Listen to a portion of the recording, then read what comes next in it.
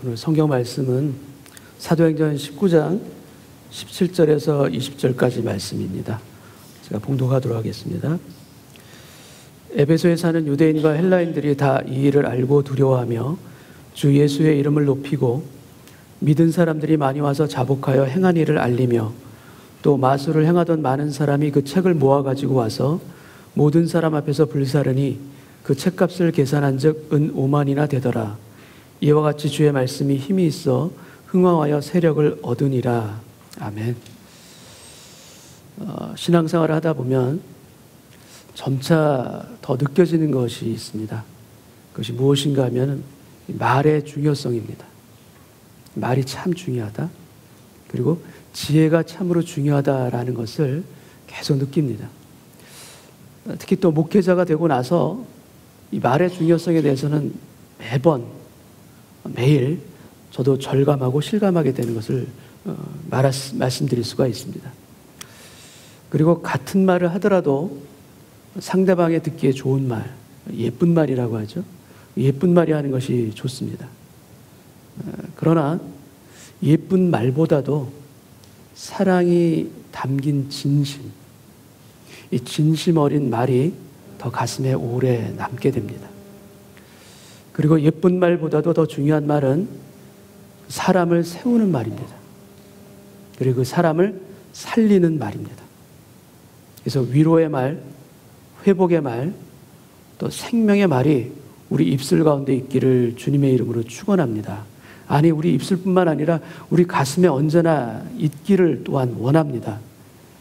사람을 세우고 사람을 살리는 말은 우리의 지혜와 능력으로부터 나오는 것이 아니다. 여러분 인정하십니까?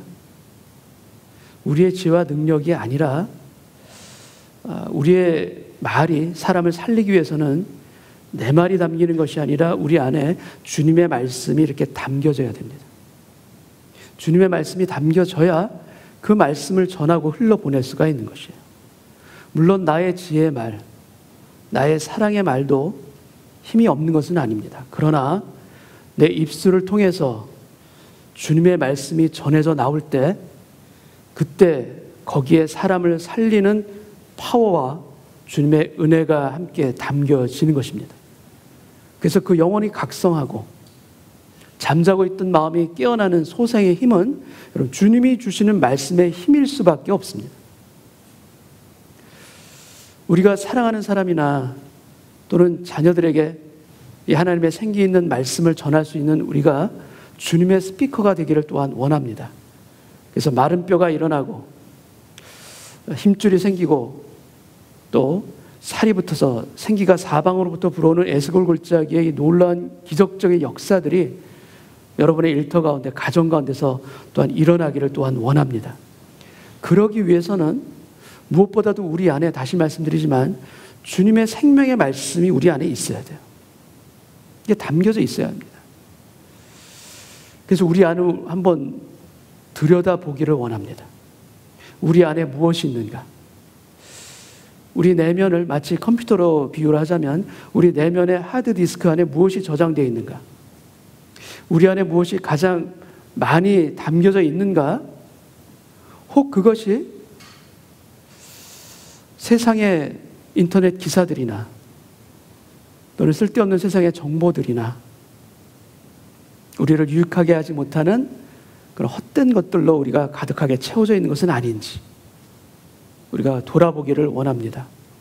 우리 안에 보화가 담겨 있는 말씀의 저수지가 있습니다. 이 말씀의 저수지가 마르지 않기를 원합니다. 보라, 날이 이를지라 내가 기근을 땅에 보내리니 양식이 없어 주림이 아니며 물이 없어 가람이 아니요 여호와의 말씀을 듣지 못한 기갈이라. 말씀을 듣지 못한 기갈이라. 사람이 이 바다에서 저 바다까지 북쪽에서 동쪽까지 비틀거리며 여호와의 말씀을 구하려고 돌아다녀도 얻지 못하리니 그날에 아름다운 처녀와 젊은 남자가 다 갈아여 쓰러지리라.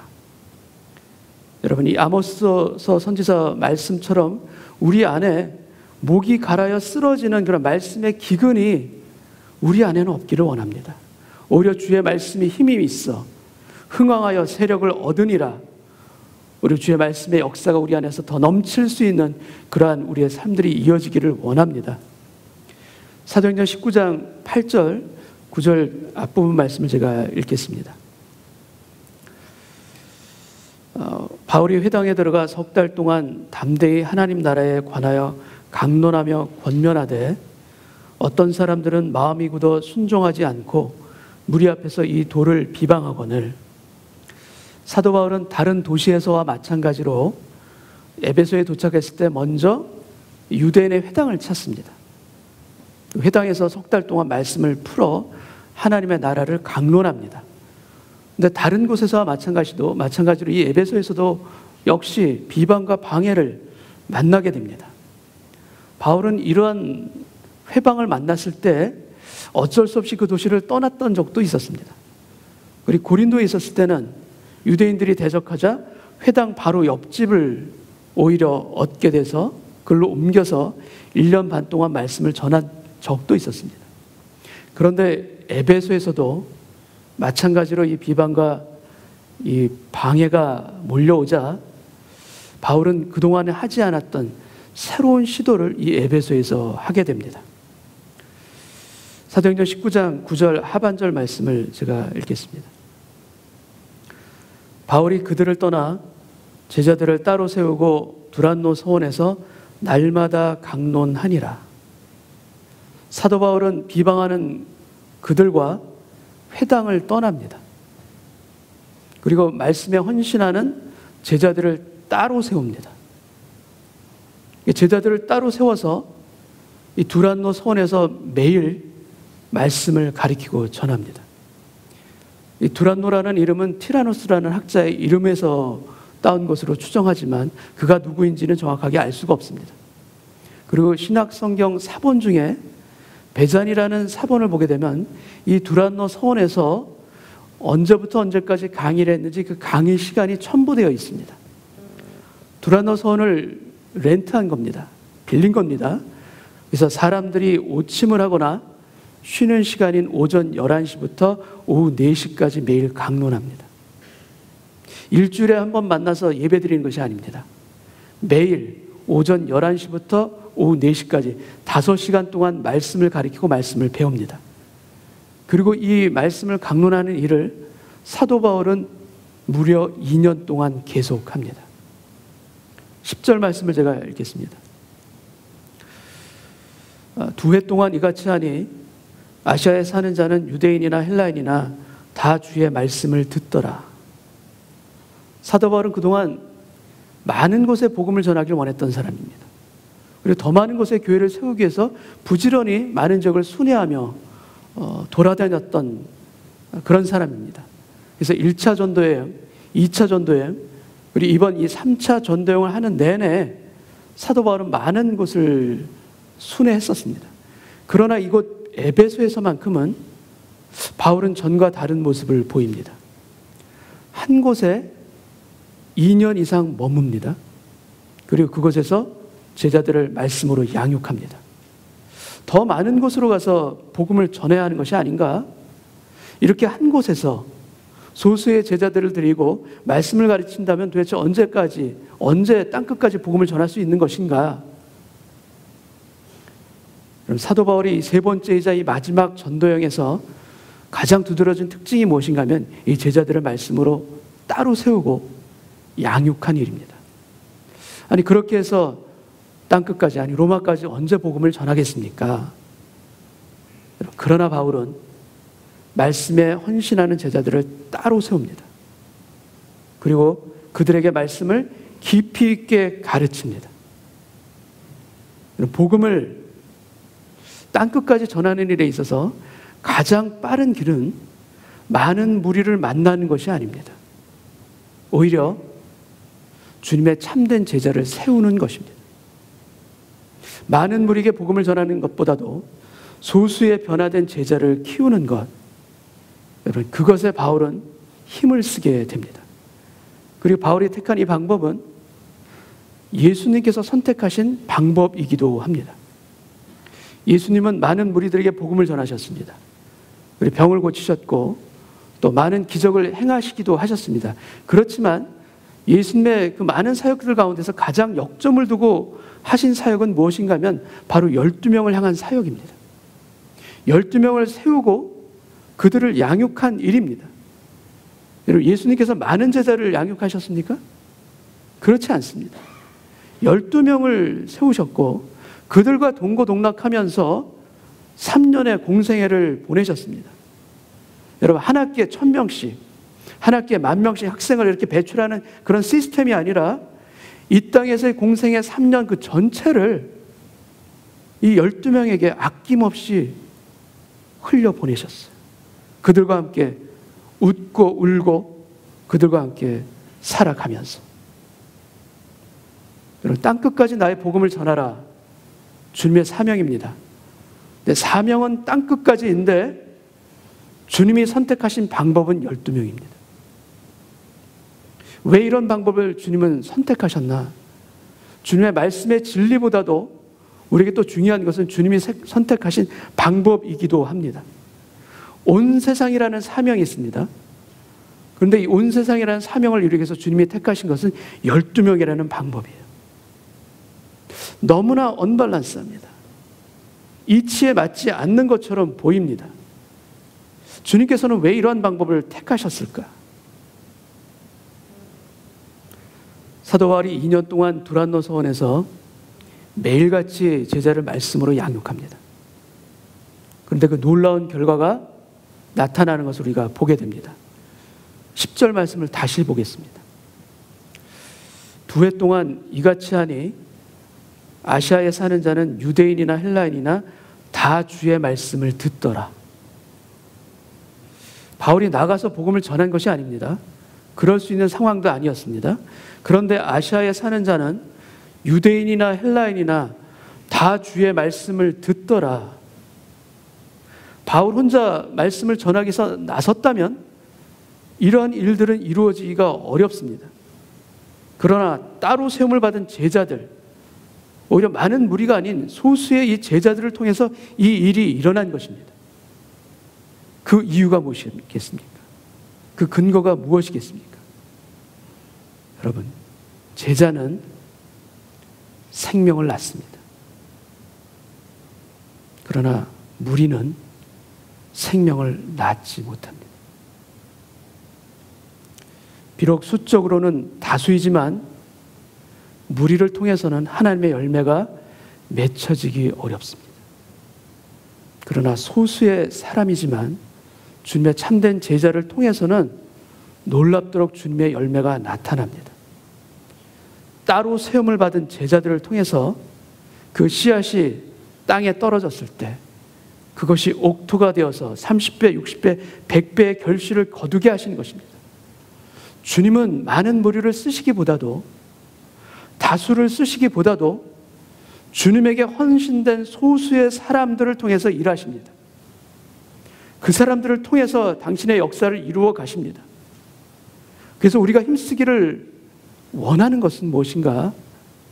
우리 한 사람 한 사람이 다 말씀 안에서 깊어지는 것, 말씀 안에서 더 깊이 뿌리를 내리는 것. 그래서 우리 모두 무리의 자리에서 떠나 따로 세움을 입고 말씀으로 채워진 주님의 제자로 거듭나는 것. 우리가 이러한 변화가 있기를 원합니다. 그리고 우리 모두에게, 각자에게 두란노 소원이 있기를 원합니다. 여러분의 일터 가운데서, 여러분의 가정 가운데서 매일 말씀을 접하며 말씀 가운데 힘을 얻을 수 있는 두란노 소원이 있게 하여 주옵소서. 그 말씀을 보는 것을 통하여서, 묵상을 통하여서 우리 안에 주님의 생명의 역사들이 흘러들어오는 그 놀라운 기적과 같은 일들을 주님 빼앗기지 않는 삶을 살아가게 하여 주옵소서. 이러한 기도가 있기를 원합니다. 건물을 지을 때 그 땅을 파놓은 그 기초공사를 보면, 그 기초공사의 깊이를 보면 그 자리에 얼마나 높은 건물이 세워질지 미리 알 수 있습니다. 그래서 높이 세우기를 원한다면 여러분 깊이 파야 합니다. 말씀의 터가 깊으면 주님께서 그 터 위에 높게 세워주십니다. 여러분, 우리가 힘써야 될 일은 무엇이겠습니까? 우리가 힘써야 될 일은 높이가 아니라 깊이입니다. 높아지고자 하는 그 마음들이 아니라 우리 안에 말씀으로 하나님의 은혜 가운데 더 깊이 있게 내려가게 하여 주옵소서. 우리가 힘써야 될 것은 깊이인 줄로 믿습니다. 우리가 그렇게 깊이 있게 주님의 말씀 가운데 들어가게 되면 될수록 높이는 주님께서 책임져 주실 줄 믿습니다. 높이는 주님께서 올려주시는 것입니다. 사도 바울은 2년 동안 두란노 서원에서 말씀을 깊이 있게 가르칩니다. 그러자 주님은 사도 바울을 높이 세우십니다. 12절 말씀을 제가 읽겠습니다. 12절 말씀, 심지어 사람들이 바울의 몸에서 손수건이나 앞치마를 가져다가 병든 사람에게 얹으면 그 병이 떠나고 악기도 나가더라. 주님이 바울의 손으로 놀라운 능력을 행할 수 있도록 임하신 것입니다. 여러분, 이렇게 주님의 능력이 나타나자 이 사도 바울의 이것을 흉내내는 사람들도 나타나기 시작합니다. 그래서 마소라는 사람들이 바울이 전하는 예수의 이름으로 그들이 사용하기 시작한 것입니다. 그들 중에는 유대의 제사장 스게와의 7 아들도 포함되어 있었습니다. 이 스게와의 7 아들이 악기 들린 사람에게 예수의 이름으로 명합니다. 이렇게 명하자 사도행전 19장 15절 말씀을 제가 읽겠습니다. 악기가 대답하여 이르되 내가 예수도 알고 바울도 알거니와 너희는 누구냐? 악기 들린 사람이 그들에게 뛰어올라 눌러 이기니 그들이 상하여 벗은 몸으로 그 집에서 도망하는지라. 이런 일들이 일어납니다. 여러분, 흉내내는 것으로는 능력이 없습니다. 그렇게 보일 뿐이지 능력이 없습니다. 여러분, 하나님과 참된 관계 없이 능력을 구하는 것, 여러분, 우리의 기도에도 이러한 잘못된 동기들이 숨어 있기도 합니다. 깊은 관계를 사모함보다 하나님의 응답의 선물을 먼저 구하는 것, 우리도 이렇게 기도할 때가 있는 것이 사실입니다. 여러분, 하나님과 관계에 맺지 못하고 하나님과 깊은 관계 가운데 들어가지 못하고 애를 쓰는 것을 무엇이라 하는가? 그것을 종교 생활이라고 합니다. 신앙이 아니라 종교입니다. 애를 씁니다. 그러나 평안이 없어요. 노력하고 힘을 씁니다. 그러나 열매가 드물어요. 여러분, 우리 모두가 종교의 허울을 벗고 관계의 옷을 입기를 바랍니다. 예수의 옷으로 덧입는 저희 모두가 되기를 원합니다. 그리고 무엇보다도 그러기 위해서는 우리가 하나님을 기뻐해야 될 줄 믿습니다. 하나님을 기뻐하는 것입니다. 하나님을 가까이 하는 것입니다. 여호와를 기뻐하라. 그가 내 마음에 소원을 내게 이루어 주시리로다. 시편 37편 4절 말씀입니다. 여러분, 순서가 중요합니다. 여호와를 기뻐하십시오. 그리하면, 이것이 먼저입니다. 그리하면 내 마음의 소원을 이루어 주시리로다. 이러한 역사들이 우리의 기도하는 삶을 통해서, 우리의 신앙의 길들을 통해서 늘 잊지 아니하고 기억함과 동시에 그 길을 실천해만 나갈 수 있는 말씀의 사람들이 되시기를 원합니다. 사도 바울은 2해 동안 두란노 서원의 말씀을 써서 말씀을 강론합니다. 그러자 이 에베소에 많은 변화들이 일어납니다. 에베소의 상징인 그 아담의 신전과 관련된 우상의 비즈니스, 이 신전과 관련된 비즈니스에 심각한 타격이 일어납니다. 사람의 손으로 만든 것은 신이 아니다. 사도 바울이 말합니다. 그래서 아담이 신상을 만드는 은장세계 사업에 직접적인 타격이 온 것입니다. 결국 바울이 전한 복음으로 인해서 이 에베소에 큰 소동이 일어납니다. 크다 에베소 사람의 아담이여, 크다 에베소 사람의 아담이여, 25,000명이 드러나는 그 원형극장에 2시간 동안 외치는 큰 소동까지 일어나게 된 것입니다. 17절 말씀, 사도행전 19장 17절 말씀을 제가 읽겠습니다.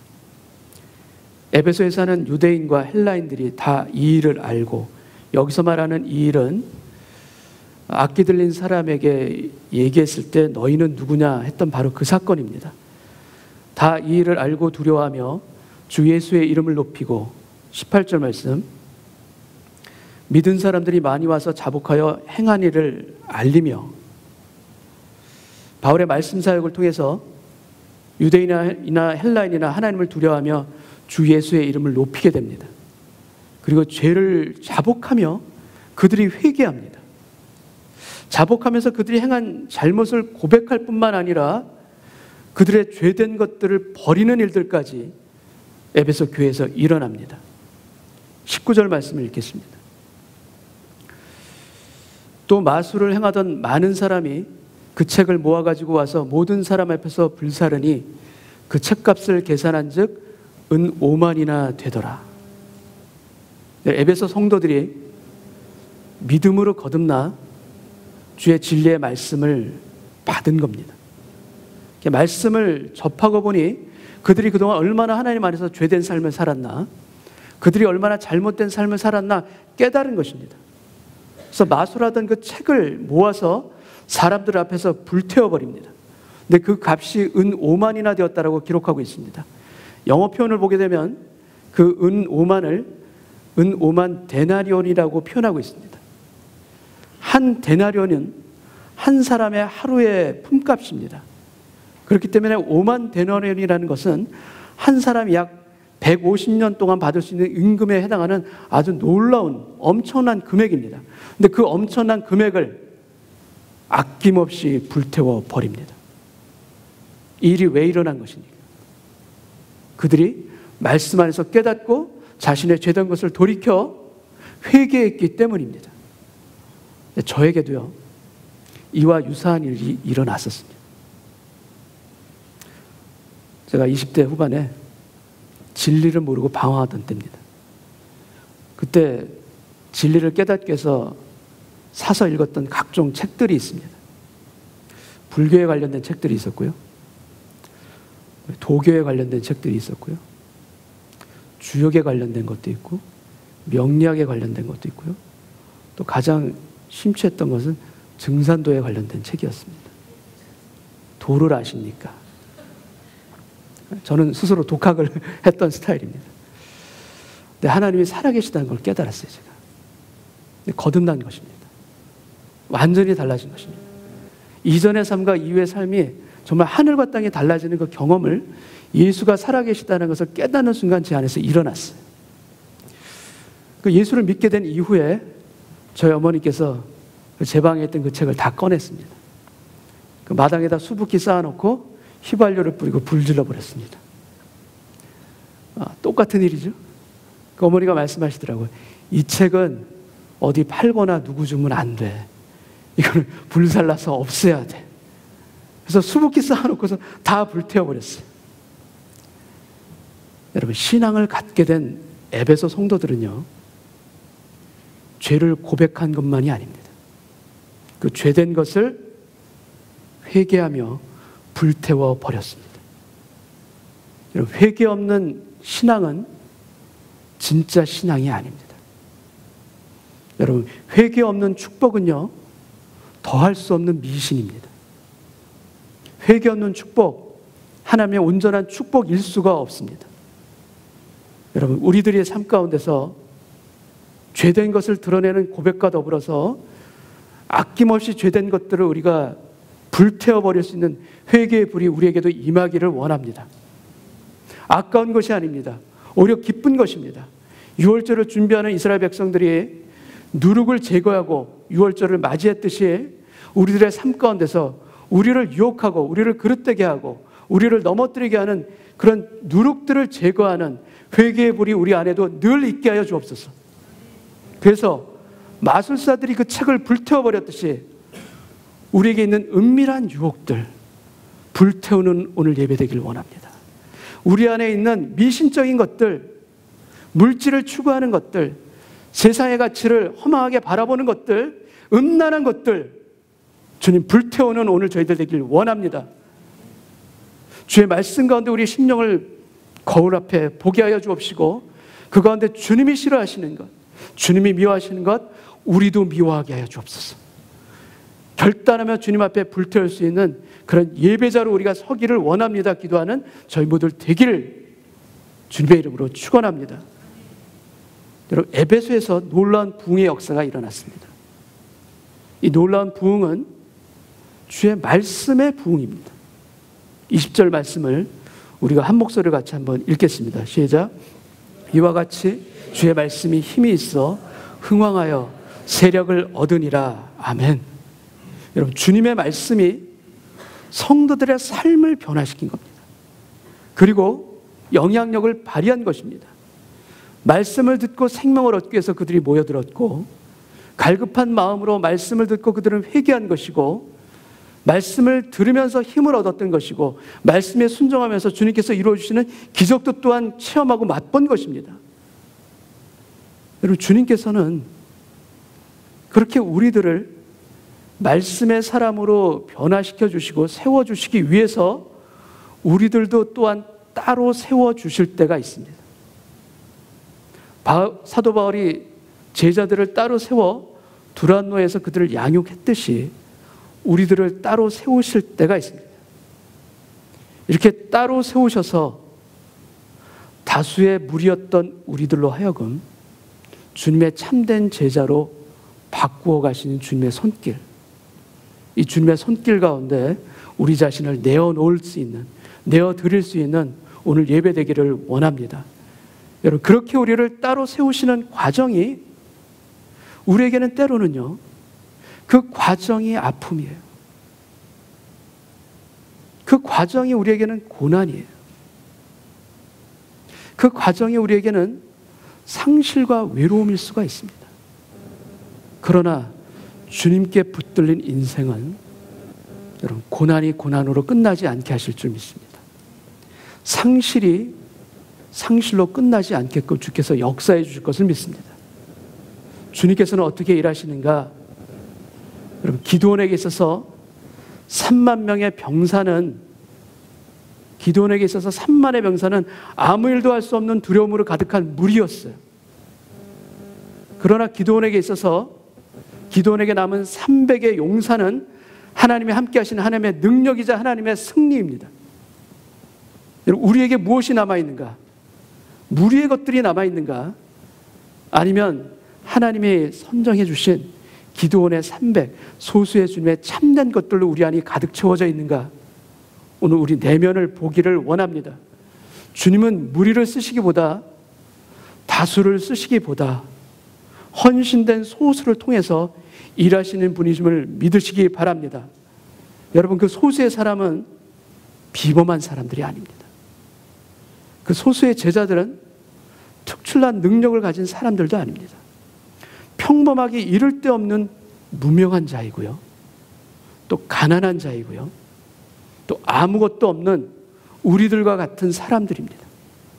그러나 주님에게 자신을 내어 드린, 주님이 알려주신 말씀에 따라서 순종하는 그 평범하고 아무것도 아닌 우리를 주님은 비범함으로 채우십니다. 주님의 은혜와 능력으로 채우시고 함께 동행하시며 그 길을 걸어가십니다. 그래서 골리앗 앞에 선 다윗의 놀라운 역사들을 우리를 통해서도 동일하게 나타내 주시리라. 그래서 무명한 자 같으나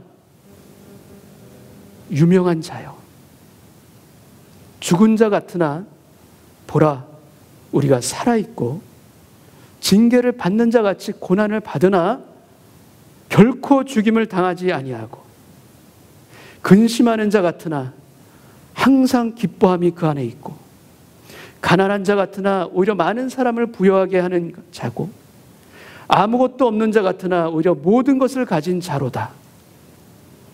고린도후서 6장의 이 말씀의 은혜와 능력이 우리에게도 임한 줄 믿고 살아가는 저희들 되길 원합니다. 주의 말씀에 힘이 있어 그 말씀 안에 우리 자신을 내어드릴 때 주의 놀라운 기적과 은혜가 여러분의 가정을 통해서, 여러분의 일터와 자녀들을 통해서 동일하게 나타나게 하실 줄 믿습니다. 그 은혜 가운데 우리를 사용하여 주옵시고 우리를 통하여 영광을 받아 주옵소서. 기도할 수 있는 저와 여러분 되시기를 주님의 이름으로 축원합니다. 같이 한번 기도하겠습니다. 주님, 내 안에 있는 것이 무엇인지 솔직하게 고백하는 우리의 회개가 있기를 원합니다. 세상의 자랑이 부러웠습니다. 안목의 정욕을 왜 이렇게 끊기가 어렵습니까? 부하고 평안한 것으로 우리의 발걸음이 인도되면 좋겠다 기도하면서도 정작 주님과 깊은 관계 가운데는 너무나도 소홀했음을 또한 회개하고 고백합니다. 관계없는 축복을 원했던 나의 그릇된 기도를 오늘 접기를 원합니다. 주님 앞에 더 깊이 있게 뿌리 내리며 말씀의 사람으로 거듭나는 오늘 예배자가 되기를 원하오니 주여 은혜 위에 은혜를 더하여 주옵소서. 그래서 주님, 높이 올라가기를 원했던 나의 마음이 오히려 깊이 있게 뿌리 내리기를 원하는 그 갈망으로 변하는 오늘 예배 되기를 원합니다. 말씀의 터전을 깊이 있게 파기를 원합니다. 그리할 때 주께서 세워주실 것을 믿습니다. 우리가 세워가는 인생이 아니라 하나님께서 세워주시는 인생을 살게 하여 주옵소서. 주님, 그릇된 것에 마음에 뺏겼던 것들 회개하며 주님 앞에 내어놓습니다. 우리 안에 세상에 많은 사람들이 원하는 그 무리의 길을 주님 돌이키게 하여 주옵시고 오히려 주님의 참된 제자로서 험한 길이라 할지라도 좁은 길이라 할지라도 소수의 주님의 제자가 걸어가는 그 길로 저희들의 발걸음이 바뀌어지기를 원합니다. 주님, 그 길을 통하여서 가난한 자 같으나 많은 사람을 부욕해 하는 부요함을 허락하실 줄 믿습니다. 아무것도 없는 자 같으나 오히려 모든 것을 가진 풍요한 하나님의 사람으로 우리를 세워가실 것을 믿고 고백합니다. 주님, 두려움이 아니라 불안함이 아니라 주의 말씀 가운데 순종하며 평안함으로 걸어가는 우리의 인생의 발걸음이 오늘 새롭게 시작되기를 원하옵고 그 길을 통하여서 우리의 가정 가운데 일터 가운데 주님의 향기를 드러내는 주님의 일을 감당하는 주님의 제자로서의 삶을 살아가게 하여 주옵소서. 그 은혜를 사모하며 살아계신 예수님의 이름으로 기도하옵나이다. 아멘.